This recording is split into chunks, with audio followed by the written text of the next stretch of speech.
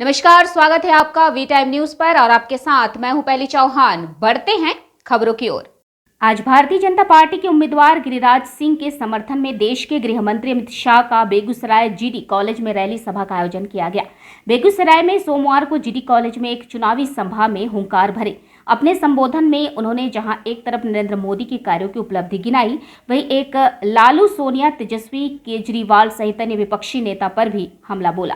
केंद्रीय मंत्री गिरिराज सिंह के पक्ष में वोट मांगने पहुंचे अमित शाह ने कहा कि गिरिराज सिंह के पास सबसे महत्वपूर्ण विभाग था, जिन्होंने देश में 1 करोड़ दीदियों को लखपति दीदी बनाने का काम किया। अपने संबोधन में अमित शाह ने कहा कि मोदी जी ने देश में 3 करोड़ आवास बनाए, जिसमें 2.5 करोड़ ग्रामीण क्षेत्रों में बनाए। उन्होंने कहा कि अगर मोदी जी तीसरी बार प्रधानमंत्री बने तो 3 करोड़ दीदियों को लखपति दीदी बनाने का काम किया जाएगा, वहीं 3 करोड़ घर और बनाए जाएंगे। हम यहाँ पूछने आए हैं कि जो होने वाला नहीं कि अगर इंडी गठबंधन चुनकर आए तो उनका प्रधानमंत्री कौन होगा।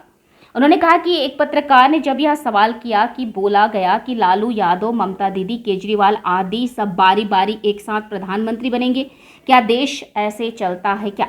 पिछले 10 साल में नरेंद्र मोदी के नेतृत्व में यह देश आगे बढ़ा। मोदी जी ने इस देश में कोरोना की आपदा आई तो इस देश का मार्गदर्शन कराते हुए इस देश को कोरोना से मुक्त कराया। उन्होंने विपक्ष पर प्रहार करते हुए कहा कि इस देश को मजबूर नेता नहीं, मजबूत नेता चाहिए। पिछले 70 साल में कांग्रेस, लालू यादव और कम्युनिस्ट पार्टी ने राम मंदिर को लटकाने का काम किया, पर मोदी जी ने 5 ही साल में इसे बनाने का काम किया। इस मौके पर सोनिया गांधी, राहुल गांधी, तेजस्वी यादव, लालू यादव जैसे लोगों को भी निमंत्रण दिया गया था, पर वोट बैंक के लिए वह लोग नहीं गए। जहां करोड़ों लोगों ने राम भक्तों की आस्था दूरी है, वैसी जगह भी यह लोग नहीं गए। वोट बैंक की पार्टी करने वाले यह घमंडिया गठबंधन देश को सुरक्षित रख सकता है क्या? मोदी जी ने देश को एकजुट करने का काम किया है। 370 को मत हटाओ। मैंने पूछा क्यों न हटाए भाई?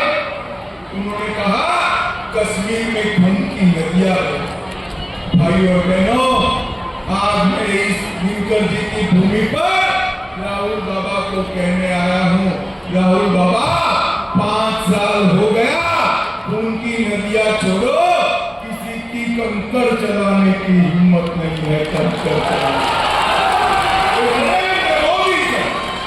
मोदी जी ने इस देश से आतंकवाद को समाप्त, 10 साल तक सोनिया मनमोहन की सरकार की आए दिन पाकिस्तान से आलिया, मालिया, जवालिया आते थे, बम धमाके करते थे और चले जाते। मोदी जी को आपने प्रधानमंत्री बनाया, उरी और पुलवामा में हमला किया, मगर इस बार पाकिस्तान वाले भूल गए कि मनमोहन सिंह प्रधानमंत्री नहीं है, नरेंद्र मोदी प्रधानमंत्री है। कांग्रेस की सरकार नहीं है, बीजेपी की है। 10 ही दिन में सर्जिकल स्ट्राइक और एयर स्ट्राइक कर पाकिस्तान के घर में घुसकर आतंकवादियों का सफाया करने का काम नरेंद्र मोदी। 6 लेन का पुल जो पटना जिले का ओटा को बेगूसराय से जोड़ता है, उसका निर्माण चालू। रेलवे लाइन पर ओवरब्रिज का निर्माण चालू। 1,22,000 गरीबों को गिरिराज जी ने घर दिया। आयुष्मान भारत योजना 3,75,000 गरीबों को 5 लाख तक का पूरा स्वास्थ्य का खर्चा और नरेंद्र मोदी ने 5,75,000 गरीबों को प्रति माह 5 किलो अनाज प्रति व्यक्ति प्रति माह नरेंद्र मोदी ने 4,20,000 बहनों को उज्ज्वला योजना का गैस का सिलेंडर नरेंद्र मोदी जी ने दिया। 4,75,000 घरों में नल से जल पहुंचाने का काम नरेंद्र मोदी जी ने किया। 1,20,000 किसानों को प्रति साल 6,000 रुपया नरेंद्र मोदी जी ने। मंसूर चौक बछवाड़ा में 50 बेड का अस्पताल बनाया, विकलांग पेंशन योजना चालू की, ढेर सारे काम हमारे पिताजी ने बेगूसराय किए।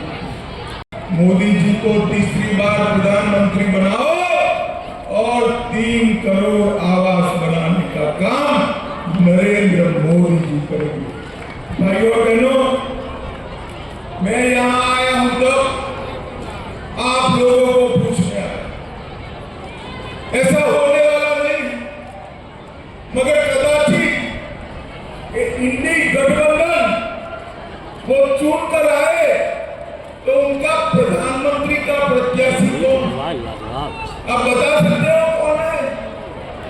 बताइए तो मेरा कोई है?